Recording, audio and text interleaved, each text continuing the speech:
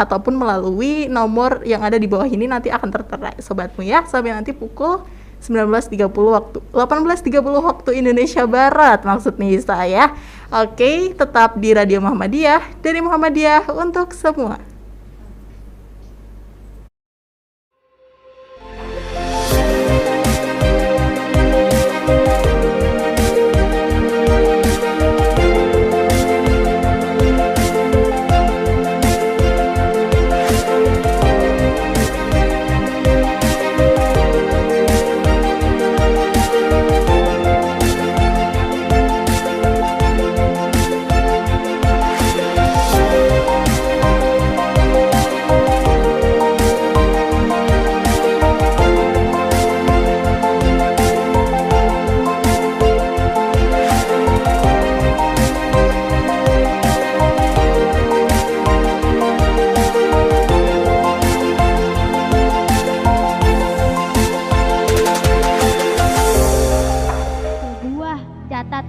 Sejarah dari Kampung Kauman, Yogyakarta.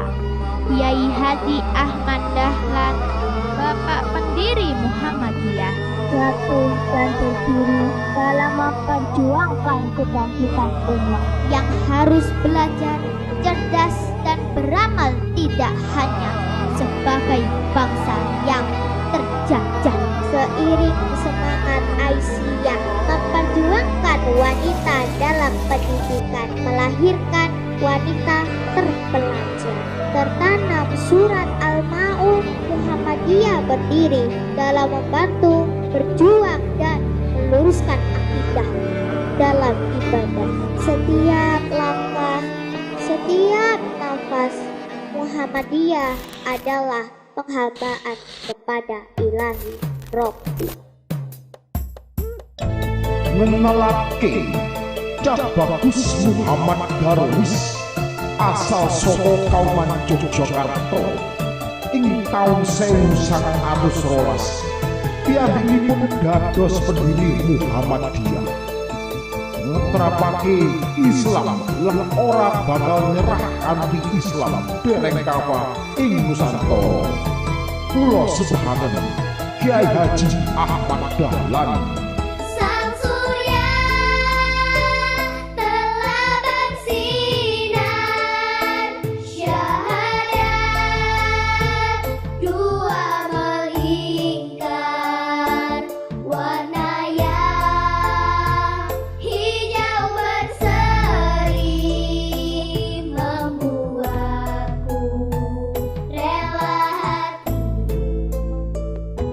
Ya Allah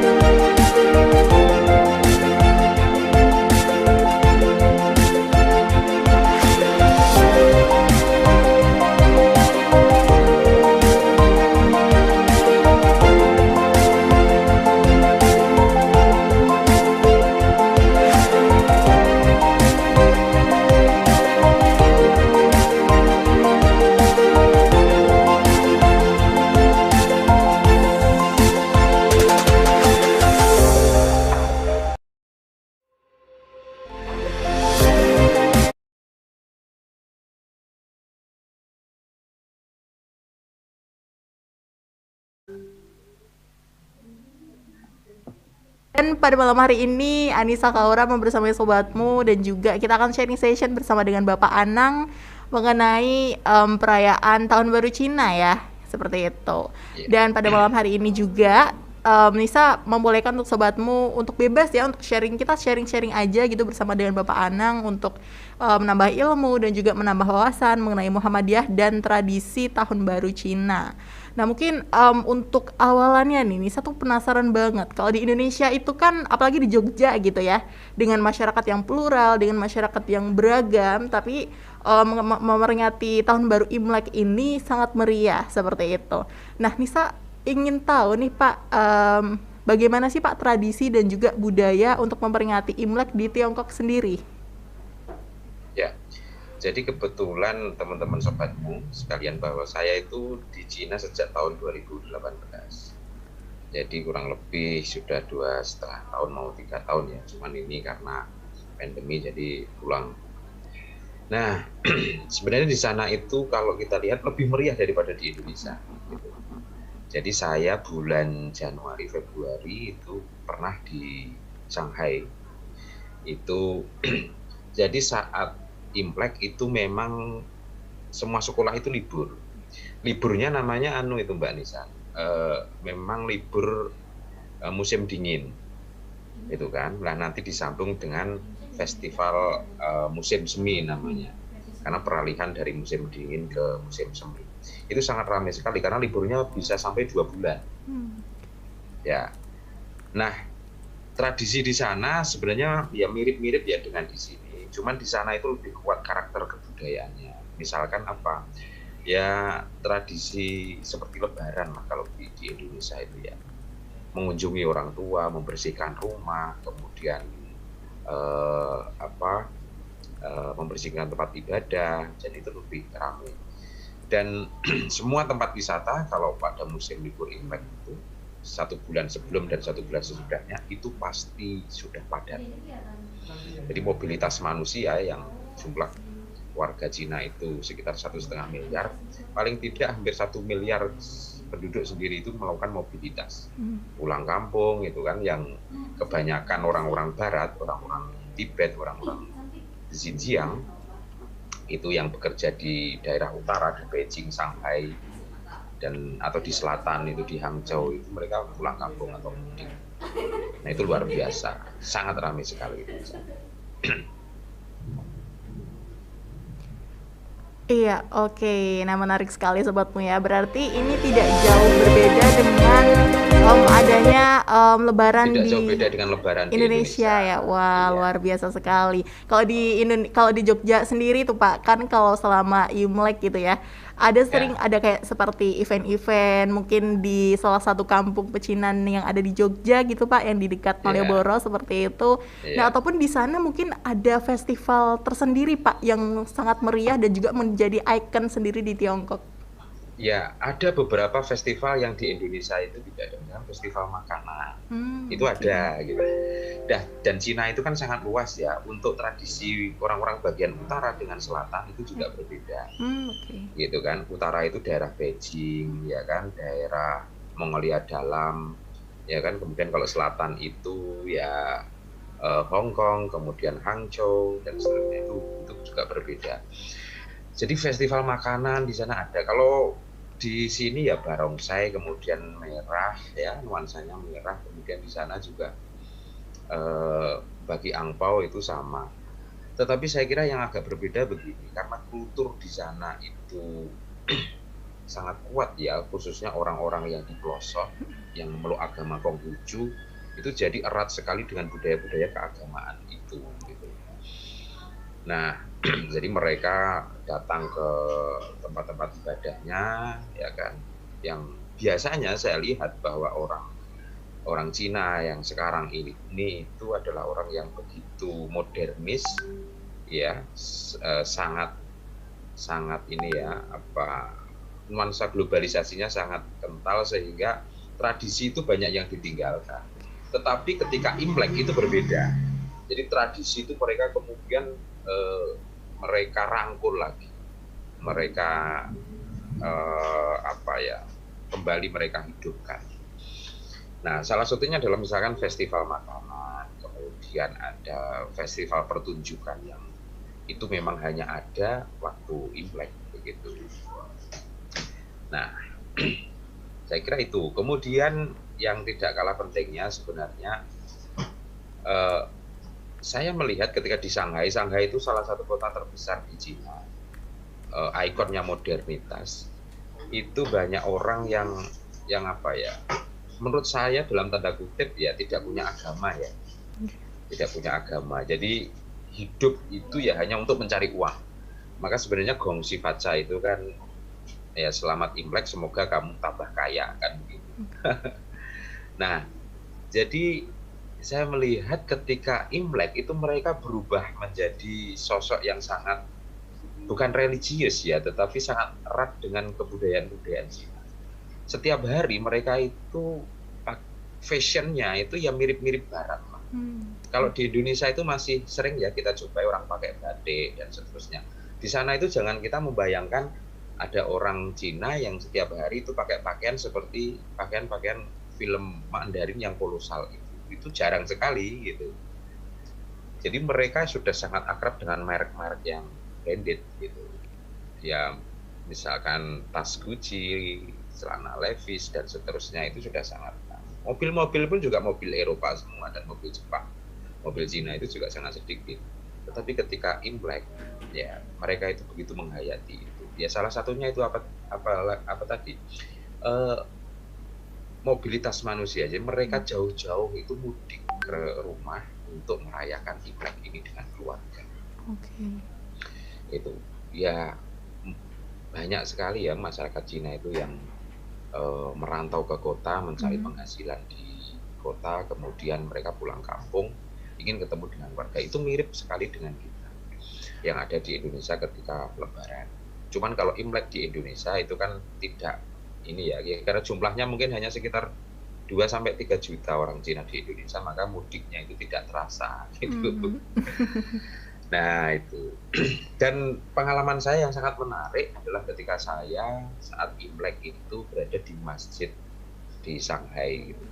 Jadi ya mereka kemudian mengadakan sebuah acara. Kalau di Indonesia itu semacam kenduri ya, tapi kenduri itu kan membawa tumpeng dan seterusnya. Tapi mereka itu membawa makanan, di situ dibawa gitu ya, kemudian dibagi bersama dan dimakan bersama.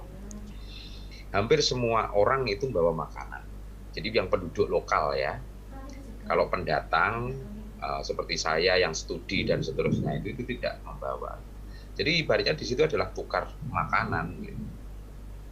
Itu kan jadi dibawa ke masjid ya saat zuhur begitu, habis zuhur kemudian dimakan bersama-sama. Nah, itu saya kira yang saya lihat berbeda. Nah, saya melihat di situ ada sebuah toleransi ya. Toleransi begini, Cina itu kan negara komunis.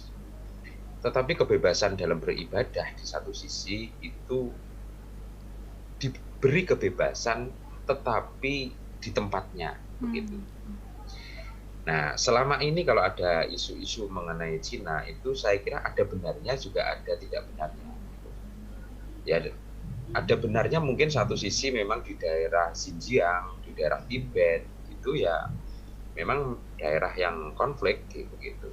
Ada sedikit isu-isu politik di sana. Tetapi kalau di daerah lain selama ibadah itu dijalankan di tempat ibadah itu tidak masalah. Di Shanghai sendiri ada 6 masjid, Mbak Nisa. Ya sebenarnya kalau ukuran kota ya sekota DKI, Jakarta atau se-DIY lah, cuman ada 6 masjid yang memang sangat sedikit ya. Tapi itu sangat ramai gitu kan akhirnya. Jamaahnya juga banyak gitu. Nah, sehingga dan warga di sana juga bebas. Kita pakai atribut, pakai songkok, saya pakai baju koko, itu tidak masalah. Jadi tidak ada identitas keagamaan itu muncul pun juga tidak masalah. Gitu. Jadi ya sangat toleran. Gitu. Saya kira begitu. Mungkin ada feedback ini, Mbak Nisa. Iya, luar biasa sekali Bapak. Berarti nilai toleransinya luar biasa sekali ya Pak di Tiongkok Iya. sendiri. Nah, tapi kan kalau di sana itu berarti masyarakatnya itu juga plural ya Pak ya. Begitu Iya, beragam, betul tidak betul. hanya mungkin tidak hanya satu ras saja ataupun tidak hanya satu Iya, agama saja, tetapi di iya, sana iya. juga banyak muslim ya Pak ya, betul? Banyak sekali muslim. Iya. Nah, kalau mengenai tradisi perayaan ini, Pak, perayaan di Tiongkok ini, Mhm. bagaimana sih, Pak, tradisi ini bisa untuk kemudian mempengaruhi aktivitas sehari-hari umat Muslim secara umum di sana, Pak? Ya, jadi saya punya profesor, Mbak, yang mengajar itu muslim begitu, kemudian saat Imlek kemudian saya diundang ke rumahnya. Mhm. Keluarganya itu juga banyak yang non muslim bahkan tidak punya agama. Yap. Jadi mereka berbaur dan biasa saja gitu. Ya. Jadi bahkan ini jadi ya makanan-makanan yang disiapkan memang makanan-makanan yang muslim gitu ya. Heeh. Nah, tetangganya sendiri atau keluarganya sendiri yang itu non muslim atau tidak punya agama itu kan juga membawa makanan ketika diundang itu gitu kan.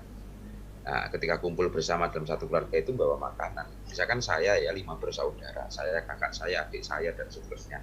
Saya membawa makanan sendiri, saya muslim, misalkan adik saya non muslim, dia membawa makanan yang berbeda. Nah, makanan itu kalau ada yang muslim ya mereka menghormati tidak menyajikan yang babi. Mmm. Karena babi itu menjadi makanan favorit di Cina. Iya. Ya, walaupun sebenarnya babi itu adalah salah satu shio di 12 penanggalan Cina itu ya, tetapi ya tetap dimakan itu menu favorit. Saya kira itu satu bentuk toleransi, menghargai orang lain yang memang anti dengan makanan itu, karena mereka tahu bahwa kalau piringnya kena daging babi nanti harus dicuci dulu dan seterusnya gitu kan, sehingga sangat menjaga. Iya. Nah itu Wah, luar biasa sekali. Dan ya. kalau Nisa berpikir juga adanya toleransi yang ada di Tiongkok sendiri, sobatmu ya, dan juga yang ada di Indonesia khususnya Yogyakarta nih yang pastinya beragam sekali. Bahkan tidak hanya perbedaan ras, tidak hanya perbedaan suku bangsa dan juga agama, tetapi juga berasal dari berbagai macam kota dan juga berbagai macam negara juga ya Betul, yang ada di betul, sini. betul. Seperti Di itu. di Cina itu saya juga menemukan beberapa Mhm. gereja, kuil Oke. itu juga banyak, kelenteng sangat banyak lagi gitu. Tapi memang mayoritas Cina itu ya tidak beragama, kalau Iya. begitulah. Iya Bapak. Nah kalau di Tiongkok sendiri nih Pak, Muhammadiyah itu kan ada PCIM Tiongkok nih Pak ya. Ya Nah betul betul. kemudian bagaimana sih Pak peran dari PCIM Tiongkok sendiri nih dalam peleburan kebudayaan antara budaya Indonesia dengan budaya yang ada di Tiongkok sendiri Bapak? Ya, jadi PCIMT itu kebetulan juga anggotanya sangat banyak ya Mbak. Kita tersebar, kita identifikasi itu ada di Beijing, ada di Xi'an, ada Shanghai saya sendiri, Hangzhou, di Kunming, Provinsi Kunming itu juga ada, bahkan di utara dekat Rusia itu juga ada. Nah, kebetulan kita itu apa ya, punya organisasi yang besar di bawah KBRI, itu ada PPIT, jadi organisasi pelajar di situ. Nah, dari situ teman-teman kemudian juga membuat program-program yang membangun relasi dengan teman-teman yang lain. Nah, kalau PCIMT sendiri terkait dengan Imlek gitu ya. Kalau di Shanghai itu kita berkolaborasi dengan teman-teman yang Muslim yang lain, itu membuat kajian namanya permusim, gitu kan. Nah disitulah ada pengajian setiap minggu. Nah ketika Imlek ini kemudian kita silaturahmi dengan pihak takmir, minta waktu, kemudian ikut melebur, ikut berbaur dengan masyarakat Muslim di Shanghai untuk bersama-sama merayakan Imlek. Hmm. Gitu. Jadi Imlek itu ya dimanapun ya Mbak ya, namanya tradisi itu kadang tidak bisa dilepaskan dari sebuah keyakinan-keyakinan. Iya, betul. Bagi orang Konghucu ya itu punya keyakinan tersendiri bahwa di dalam Imlek itu banyak tradisi, banyak ini. Kalau meminta ini sionya apa, kalau sionya nggak cocok nanti kita tahun ini jadi tidak beruntung dan seterusnya. Tetapi ketika umat Muslim ya, yaitu sama sekali apa ya, sikap-sikap seperti itu atau keyakinan-keyakinan seperti itu ya dijauhkan begitu. Iya. Jadi ketika saya ngobrol dengan warga di sana ya mereka hanya membaur merayakan begitu saja, bahwa ini hari libur panjang, keluarga pada datang, orang-orang yang merantau pada pulang, ya kita ramaikan dengan silaturahmi, kemudian mensyukuri nikmat yang diberikan oleh Allah ini dengan makan bersama, kira-kira begitu. Iya. Habis itu kemudian mereka jalan-jalan, liburan ke tempat wisata. Hampir semua tempat wisata kalau musim Imlek, Mbak, itu penuh. Nah, kecuali tahun ini, kira-kira Iya. begitu. Pandemi COVID ya Pak ya. Ya, bahkan di sana itu, Mbak, tahun lalu, bukan tahun lalu, 2 tahun lalu ya, karena tahun lalu sudah mulai pandemi di Cina, sudah mulai pembatasan. 2 tahun lalu itu apa itu namanya, devisa yang didapatkan dari libur Imlek itu mencapai 200 triliun. Wow. Luar biasa. Iya, Banyak. luar biasa itu. Iya Bapak, berarti kalau misalkan kita berbicara mengenai tradisi Imlek di Tiongkok sendiri memang jauh lebih meriah ya, karena memang Iya. pusat dan juga basicnya adalah di Dan itu Tiongkok sendiri. di backup oleh negara, Mbak. Artinya negara Oke. itu memberi fasilitas untuk itu. Oh, Misalkan tempat liburan dibuka, diberikan diskon, kemudian kebanyakan tempat hiburan itu kan dikelola oleh BUMN ya oke. di sana ya. Yap. Nah itu kemudian di apa ya, di aksesorisnya itu ya muncul ketika Imlek itu nuansa merah-merahnya, ya kan.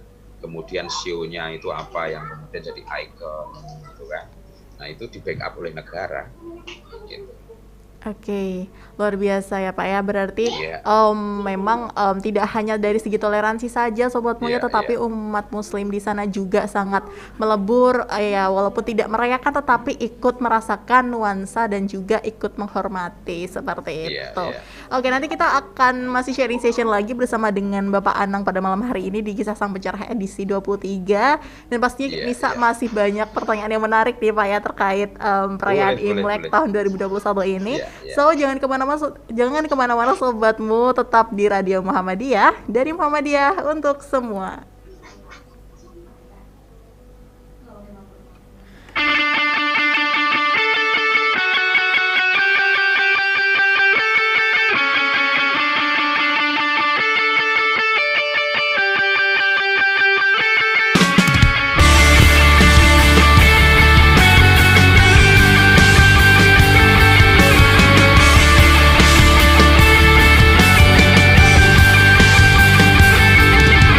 Kita sambut bersama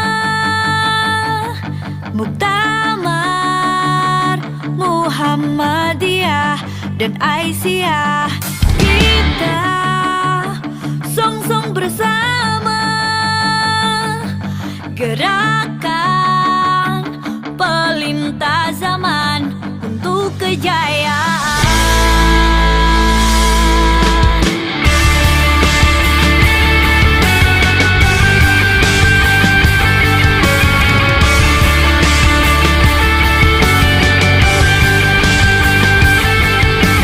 Kita cipta bersama bahagia dan bergembira dengan cita jiwa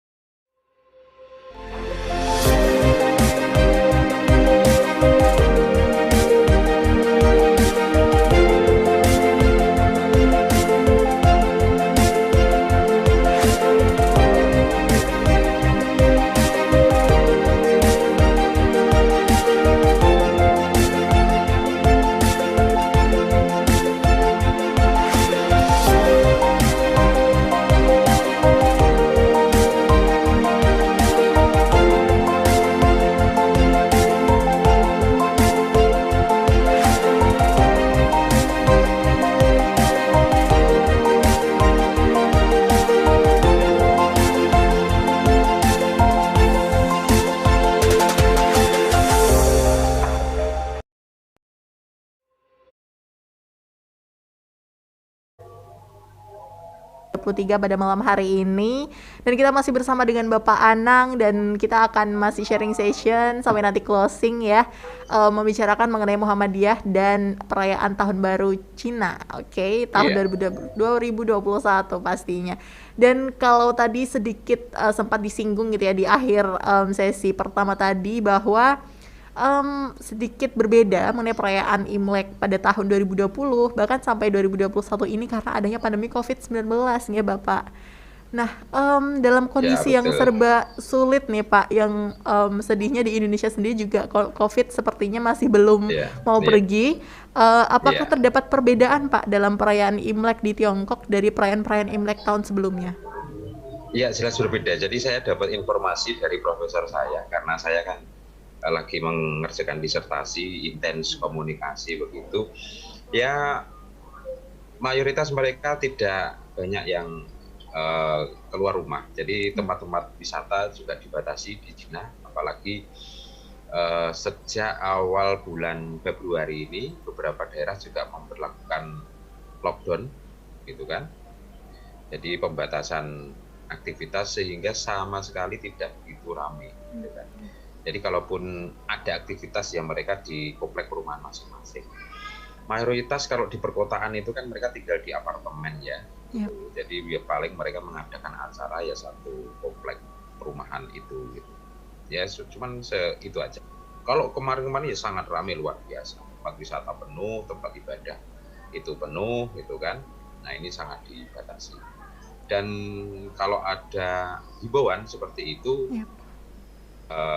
mayoritas masyarakat Cina itu taat gitu kan ya, karena memang sistem negaranya juga semi otoriter gitu kan. Nah itu berbeda dengan kita gitu. Jadi itu Mbak Anissa dan para pendengar sobatmu sekalian. Iya Bapak, dan memang sedih juga ya Pak ya bahwa pandemi ini belum usai dan banyak sekali perayaan yang terlewat. Salah satunya juga Lebaran ya Pak ya. Iya, semoga Lebaran tahun ini bisa lebih baik daripada sebelumnya ya Pak ya. Betul gitu. Iya, nah kalau dari mahasiswa sendiri nih Pak, Bapak kan juga di universitas di salah satu universitas di Cina gitu ya Pak ya. Betul. Ada nggak sih Pak ketika perayaan Tahun Baru Imlek ini dan belum COVID ataupun mungkin sudah COVID seperti itu yang dilakukan di Tiongkok sendiri seperti itu Pak? Mungkin kegiatan-kegiatan bersama teman ataupun juga dengan sederet acara kampus? Ada gitu. Jadi memang itu libur ya, hari libur gitu kan. Jadi 1 minggu atau 2 minggu sebelumnya itu sudah off dari kampus gitu. Jadi kami biasanya diundang oleh dosen atau profesor gitu kan, atau teman gitu ya untuk datang ke rumahnya. Nah di sana kemudian ya mengadakan ini apa ya, pesta lah dengan keluarga mereka yang mengajak teman-teman mereka, sahabat-sahabat mereka. Ya di situ makan-makan, kemudian yang tidak lupa itu adalah dibagikan angpau gitu. Nah termasuk angpau versi versi online juga ada gitu kan, jadi di share di WeChat begitu kan, uang dibagi-bagikan biasa ya. Jadi tadi malam juga profesor saya di grup begitu menyampaikan ya, ini silakan diambil siapa yang mau mengambil begitu. Iya, jadi antara online dan dengan tidak online, angpau masih terus berlanjut ya Pak ya? Iya, angpau masih terus. Iya, nah kalau dari PCIM Tiongkok sendiri Pak, biasanya kalau walaupun tidak dalam perayaan Imlek seperti itu, biasanya ada program kerja ataupun kegiatan apa sih Pak yang bisa mempererat tali persaudaraan di sana seperti itu? Jadi kita membangun komunitas-komunitas Mbak, karena saya di Shanghai, kemudian Pak Aziz itu ketuanya di Nanjing. Itu kalau naik ya seperti sini Jakarta lah ya. Kemudian kalau dengan Beijing itu ya sama seperti sini Makassar, kira-kira begitulah. Jadi masih sangat jauh. Nah sehingga ya kita masing-masing pengurus PCIMT ini disebar di berbagai daerah itu untuk membangun komunitas di lingkungannya masing-masing. Seperti saya ya di Shanghai, saya dan teman-teman komunitas atau organisasi keagamaan lain itu membuat pengajian namanya permusim. Nah disitulah kemudian dakwah eh, Muhammadiyah itu perlahan-lahan kita dakwah Islam dengan gerakan Muhammadiyah itu perlahan-lahan kita sampaikan gitu kan. Tidak harus menunjukkan identitas, yang penting substansinya itu bisa diterima dan juga bisa dijalankan oleh teman-teman yang lain.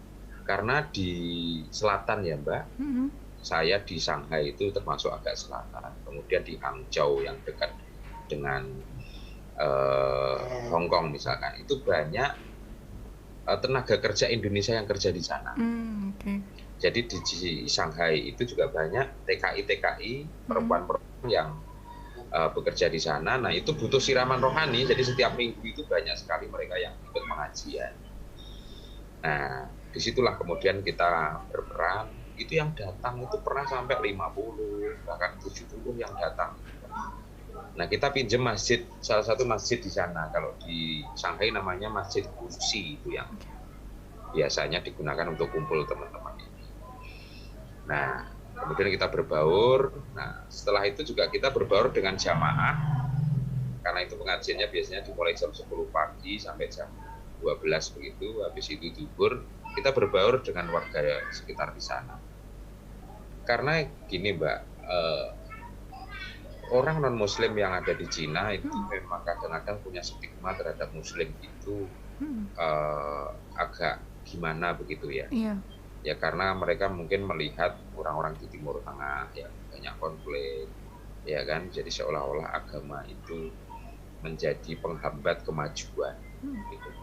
Nah, kita menunjukkan bahwa agama itu tidak mengajarkan kepada kekerasan, tidak mengajarkan kepada keterbelakangan, dan agama itu sama seperti spiritnya Muhammadiyah, yaitu mengajak kita untuk maju. Berkemajuan gitu kan, berkeadaban, kira-kira begitulah. Ya Islam itu tetap bersih, Islam itu tetap profesional, Islam itu tetap ya bisa lentur lah dengan peraturan dan juga dengan konteks perkembangan zaman. Karena saya melihat begini Mbak, jarang sekali ya saya masuk kuliah itu dosen terlambat. Ya, walaupun itu 5 menit, gitu ya. Jadi dalam satu misalkan 3 SKS kira-kira begitu ya, satu SKS-nya itu waktunya 40 menit. Ada jeda istirahat 10 menit. Ya 10 menit ini istirahat ya istirahat. Jadi ada bel begitu bunyi, istirahat selama 10 menit. Setelah itu masuk lagi, begitu. Nah dosennya itu tetap di dalam biasanya. Ya dia buka-buka slide atau prepare materi begitu. Nah kalau kemudian kita umat Islam ini, orang Islam ini kok terlambat, kemudian tidak profesional, nanti kita khawatir itu akan menjadi stigma umum bahwa orang Islam itu ternyata seperti itu. Nah ini yang repot. Makanya kemudian kita sama teman-teman itu berusaha untuk seprofesional mungkin. Begitu kira-kira sobat. Oh, luar biasa sekali. Berarti mengenai waktu ini luar biasa ya Pak ya, betul-betul diperhitungkan, jangan sampai terlambat barang sedetik pun seperti itu. Nah, kalau tadi itu kan kegiatan-kegiatan dari PCIM Tiongkok ketika sebelum pandemi COVID-19 nih Pak. Nah, ketika ada pandemi COVID nih Pak, mungkin ada nggak sih Pak program-program yang mungkin dilaksanakan secara online ataupun hal-hal lain seperti itu? Oh, banyak sekali ya Mbak. Jadi ada beberapa program yang kemarin diinisiasi oleh teman-teman di bidang Hublu, misalkan di bawah koordinator Pak Andri Pranolo hubungan luar negeri. Itu beberapa kali mengadakan seminar ya kan terkait dengan progresivitas pendidikan, ya toh. Kemudian kita menjalin kerjasama dengan konjen di Shanghai atau kemudian dengan KBRI di Beijing terkait dengan info-info pendidikan. Kemudian juga awal-awal pandemi itu kita beberapa kali mengadakan ini ya pembahasan mengenai COVID-19 ini. Bagaimana dari sisi medis. Karena banyak pengurus PCIMT itu dosen ini yang background-nya kesehatan. Ada yang dari farmasi, ya kan.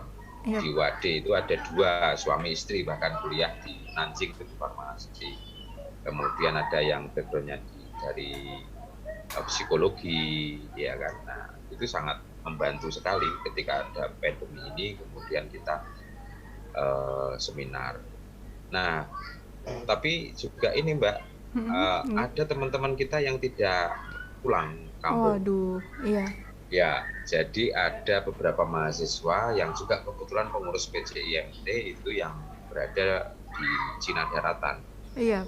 Nah, itu ya mereka tetap menjalankan misi dakwah kita dengan berbaur dengan berbagai macam komunitas yang ada di sana. Misalkan kayak Pak Adita itu, yang beliau dosen UAD, itu kebetulan juga ketua Perhimpunan Pelajar Indonesia di Provinsi Nanning kalau nggak salah.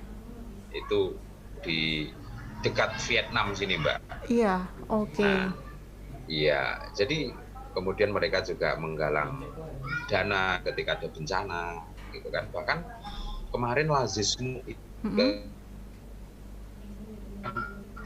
ya, Iya. PCIM Tiongkok ini sempat mendonasikan ke Lazismu pusat ya untuk beberapa kali korban bencana. Iya. Yang terakhir itu kalau tidak salah yang tsunami Palu. Nah, untuk yang gempa terakhir ini kita kan sudah berada di Indonesia semua, kebanyakan ya, jadi kita bergeraknya di sini, ya kira begitu. Iya, Bapak. Oke, wah luar biasa sekali. Berarti banyak juga program-program kerjanya, walaupun memang terhambat pandemi COVID-19, tetapi ini tidak menyurutkan semangat dari teman-teman PCIM Tiongkok seperti itu. Nah, mungkin Nisa penasaran nih Pak, dengan berbagai macam kegiatannya yang begitu padat seperti itu, dan juga beberapa inovasi-inovasi yang menurut Nisa keren sekali mengenai anggota dari PCIM Tiongkok sendiri nih Pak. Kira-kira apakah semuanya mahasiswa ataupun juga ada di luar mahasiswa nih Pak? Yang pengurus ini kebanyakan mahasiswa, ya. Tapi kalau ya ada pekerja migran, gitu kan, ada juga. Jadi di Shanghai itu kebetulan karena kota bisnis, maka banyak orang Indonesia yang memang pulang pergi ya, mobilitasnya tinggi, mungkin bisa sebulan sekali balik Indonesia, 2 bulan sekali, gitu. Nah, mereka yang jadi jamaah juga banyak di pengajian per musim itu yang saya sama teman-teman di Shanghai itu inisiasi begitu. Nah, itu jamaahnya banyak. Jadi tidak hanya terbatas pada mahasiswa, tapi memang penggeraknya adalah teman-teman yang mahasiswa. Karena kalau bekerja itu kan terbatas oleh waktu ya Mbak ya. Iya, betul jadi sekali mereka terikat Bapak. oleh jam begitu. Nah, kalau kami, kalau apalagi yang S2 magister atau yang ambil doktor itu kan waktunya lebih longgar. Iya, betul. Gitu kan. Teori juga tidak terlalu banyak, gitu kan. Nah, setelah itu ya kita bisa mobilitas yang lebih tinggi gitu. Iya Bapak. Nah, mengenai beberapa kegiatan-kegiatan dari PCIM di Tiongkok sendiri ya Pak, tadi sudah dijelaskan juga oleh Bapak Anang Sobatmu, ada beberapa hal yang bisa kita ambil dari sini. Ada toleransi, kemudian juga ketepatan waktu sangat diperhatikan sekali. Nah, kalau dari beberapa hal, salah satunya juga kegiatan-kegiatan selama tradisi Imlek Pak di Tiongkok sendiri. Nah, kira-kira ada nggak sih Pak suatu hal istimewa yang itu bisa untuk diterapkan di Indonesia sendiri Pak? Ya, saya kira yang paling penting itu ini Mbak, bagaimana kemudian mereka itu menghargai orang lain. Jadi ketika saya ya mengucapkan selamat kepada orang-orang yang teman-teman saya, sahabat-sahabat saya yang Cina, bahwa selamat tahun baru Imlek ya, semoga kesehatan, kesejahteraan selalu menyertai Anda, itu mereka sangat luar biasa. Jadi semua grup itu hampir penuh ucapan seperti itu. Nah, itu di kala kita berjauhan. Kalau di kala berdekatan, mereka itu hampir semuanya itu kebanyakan pasti ngasih hadiah, Mbak. Wow. Jadi saya itu di dormitory ya, atau di asrama itu ada petugasnya di sana. Itu. Jadi ketika saya itu turun, karena kebetulan saya di lantai 6, turun ke bawah di resepsionis itu, ya saya dikasih hadiah saat itu bahwa ini sebagai wujud syukur kita, maka kita bagikan kepada semua mahasiswa yang tinggal di sini.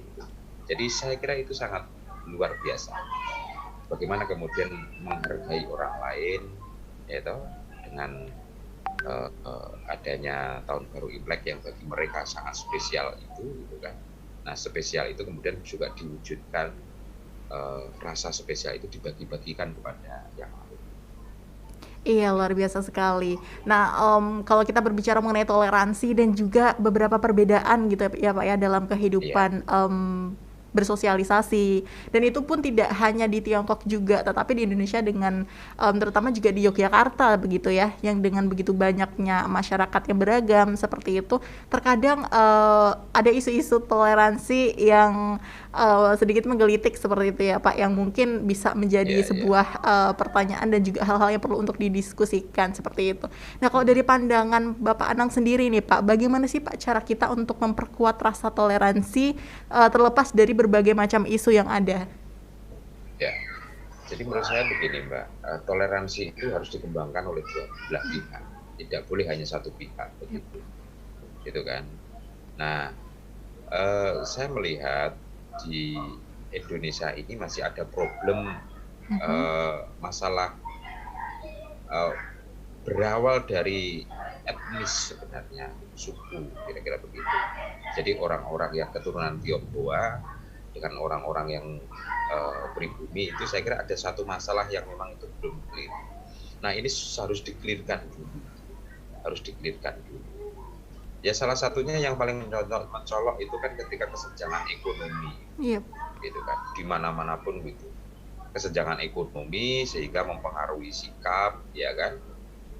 Orang banyak melihat bahwa kenapa minoritas tetapi tidak mau elitis, ya kan, sangat eksklusif, misalkan orang punya anggapan seperti itu. Nah, masalah seperti ini harus clear dulu sebenarnya, begitu, harus selesai, sehingga kalau selesai sebenarnya maka permasalahan itu juga tidak akan muncul. Nah, ini permasalahan seperti ini terjadi tidak hanya di Indonesia. Orang ya di Indonesia saja ya, di dalam negeri ya. Misalkan di Papua, kok ada pendatang yang itu lebih kaya gitu, itu maka akan menjadi kecemburuan sosial. Nah, kecemburuan sosial itu bisa merembet kemana-mana, gitu, bisa merembet kemana-mana. Nah, di Indonesia ada pendatang yang dari Arab banyak, dari India banyak, tapi kenapa tidak ada problem di situ? Ya karena salah satunya faktor ekonomi ini tidak terlalu gap-nya tidak terlalu jauh, gitu. Nah, kalau selama gap ini masih jauh, maka ini akan menjadi problem. Dan ini terjadi di Malaysia, ini terjadi di Thailand, ya di berbagai negara. Bahkan salah satu problem di Uighur itu Mbak, di Xinjiang itu ya, salah satu bagian dari provinsi Cina yang bergolak itu, karena orang-orang asli Xinjiang itu kesejahteraannya di bawah atau kalah dengan orang-orang pendatang yang dari suku Han, suku mayoritas di Cina. Itu kan, suku Han itu ya bangsa Han lah, etnis Han itu yang mayoritas di Cina.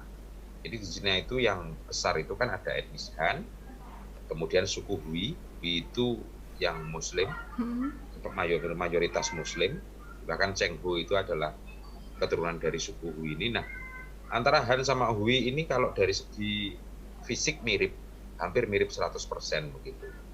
Nah, kemudian ada Uighur. Nah, Uighur ini yang agak berbeda, tapi masih sipit begitu, tapi sudah agak berbeda. Ya, kemudian ada lagi Tibetan. Nah, kemudian ada lagi di utara itu Mongolia, gitu kan. Jadi sebenarnya ada 5 ras ini yang besar di Cina. Nah, kalau di Indonesia kan hanya ada 2, Melayu sama Melanesia, sebenarnya kan 2 itu ya. Ambon dengan Timor Flores dan seterusnya itu kan campuran keduanya, sehingga tidak terlalu ke Melanesia, tidak terlalu ke Melayu. Di Cina 5 ini. Nah, ketika orang Han ini lebih sejahtera, lebih kaya dibanding Tibet sama Xinjiang, maka itu akan menjadi problem. Yap. Nah, di kita itu juga begitu. Toleransi itu sebenarnya ketika akar masalah ini sebenarnya sudah selesai, itu sebenarnya tidak terlalu mencuat ke permukaan. Nah, sekarang bagaimana kita kedua belah pihak, baik kita sendiri, terus kemudian teman-teman kita warga Tionghoa yang sekarang sudah menjadi warga NKRI, ya itu semuanya NKRI, Yap. gitu kan. Nah, kita harus menyadari itu semuanya, bahwa banyak tokoh-tokoh dari mereka itu yang menjadi penggerak kemerdekaan juga, gitu kan. Nah, jadi kalau ada satu dua isu, satu dua kejadian, itu jangan kemudian digeneralisir bahwa mereka semua sama, Iya, mereka setuju. semua begini. Nah, jadi begitu. Nah, kalau ada acara tahun baru Imlek dan seterusnya, ya kita ikut meramaikan. Begitu juga sebaliknya, ketika umat Muslim yang mayoritas di Indonesia ini Idul Fitri, ya mereka ikut merayakannya juga, sehingga kita itu sama begitu, saling melengkapi, ya saling penuh pengertian gitu. Nah, memang di Indonesia itu kan begini Mbak, kadang-kadang ya pusat-pusat perbelanjaan kalau musim Imlek sangat meriah kayak gitu ya. Tapi kalau Idul Fitri misalkan tidak begitu gitu. Nah, itu juga akan jadi masalah nantinya. Oke. Yang begitu ramai hanya di kampung-kampung, ya kan. Tapi jalan-jalan di Malioboro tidak ada kupat-kupatnya yang di tali, misalkan begitu. Tapi kalau saat Imlek ramai sekali, banyak pernak-pernik merah yang kemudian dipasang dan seterusnya. Nah, saya kira ini juga penting, kebijakan pemerintah itu untuk memberlakukan yang sama. Iya, Saya kira itu kuncinya itu Mbak dan sobat. Oke, Semuanya. Bapak. Oke, luar biasa sekali. Dan dari sharing session Nisa bersama dengan Bapak Anang malam hari ini, banyak sekali moral value yang dapat kita ambil ya dari perayaan Imlek tahun 2021 di Tiongkok sendiri, bahwa memang kita sebagai manusia yang ada di muka bumi ini tidak tinggal sendirian ya. Tetapi kita bagaimana kita bisa bertoleransi dengan berbagai macam masyarakat yang plural dan juga dengan berbagai macam mungkin pendapatnya juga, dan juga hal-hal yang menjadi ciri khas mereka tersendiri. Nah, dari beberapa hal yang sudah kita sharingkan pada malam hari ini sobatmu juga, bahwa di Tiongkok sendiri ada berbagai macam festival yang tadi juga salah satunya disebutkan oleh Bapak Anang adalah festival musim semi, dan juga ada juga festival makanan sobatmu ya, luar biasa sekali. Itu menjadi salah satu festival yang sepertinya Nisa sukai nih. Festival makanan. Oke, dan juga berbagai macam program kerja dan kegiatan-kegiatan dari PCIM Tiongkok. Dan yang menjadi hal utama dalam sharing session malam hari ini adalah sikap toleransi sobatmu. Dan Nisa sebagai generasi muda juga mengharapkan supaya kondisi generasi muda dan juga masyarakat Indonesia dan khususnya warga Muhammadiyah tentunya selalu menjunjung tinggi nilai toleransi dan juga melakukan kebaikan kepada sesama, seperti itu ya.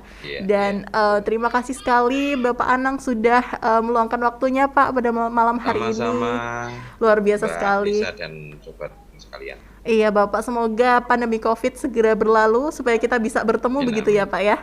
Amin, betul. Iya, semoga Bapak selalu sehat walafiat dan selalu dalam lindungan Allah Subhanahu wa taala. Oke, terima kasih juga untuk sobatmu yang sudah mendengarkan ya dari program Kisah Sang Pencerah malam hari ini episode 23. Wah, sudah 23 kali nih Nisa menemani sobatmu ya di program Kisah Sang Pencerah. Panjang umur gitu. Iya Bapak, amin. Iya, terima kasih sekali sobatmu, dan jangan lupa untuk selalu menyaksikan Kisah Sang Pencerah setiap hari Jumat pukul 18.30 sampai 19.30 waktu Indonesia Barat. Tetap patuhi protokol kesehatan, stay safe, stay healthy, dan jangan kemana-mana kalau tidak penting sekali, oke? Semoga pandemi COVID segera berlalu dan kita selalu dalam lindungan Allah Subhanahu wa taala. Amin amin ya rabbal alamin. Terima kasih dari Anissa Haura, tetap di Radio Muhammadiyah, dari Muhammadiyah untuk semua. Wassalamualaikum warahmatullahi wabarakatuh.